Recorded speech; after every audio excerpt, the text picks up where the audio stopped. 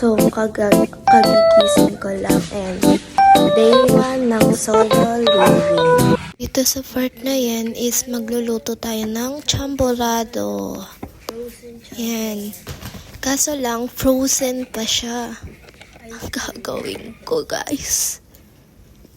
Guys, help me. Binuksan ko na yung kalan para mainit na yung kawali. Kawali ba tawag dyan? Kaldera pala. Yan. Tapos, pinaligtad ko yung tingnan niyo yung nangyari. Kasama ko nga pala dyan yung cell leader ko at magpipid kami.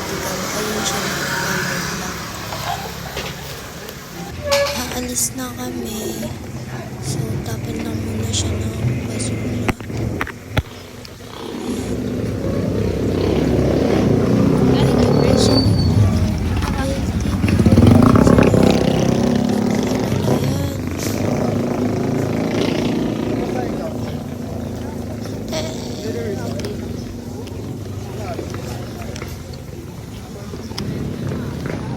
Yan pala si Ate Marian, yung leader ko na sinasabi ko sa inyo. Yan, naglalakad na kami papuntang Sakayan. Mag-vlog daw ako.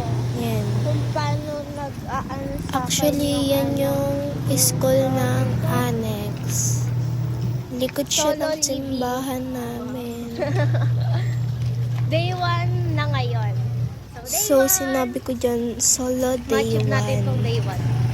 Thank you, Day Lord. 1 ng solo living ko yan. Ma-survive. So, ganyan pala yung experience ko. Arp. Saan tayo, Napaka-happy. te? Kasi, kasama ko si God.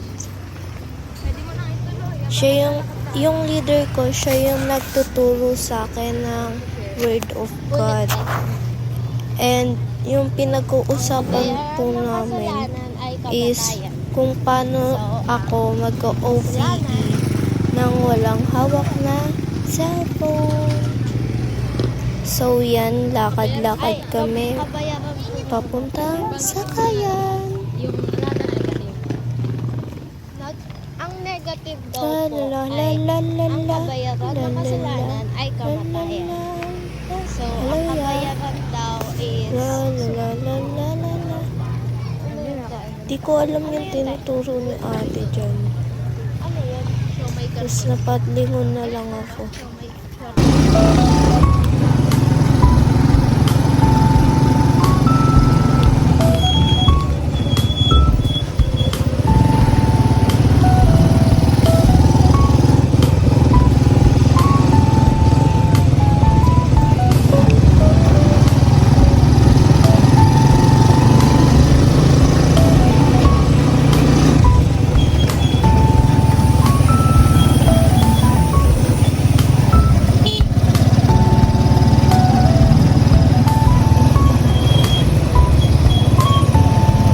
Kakababa lang namin ng tricycle at patawid na kami.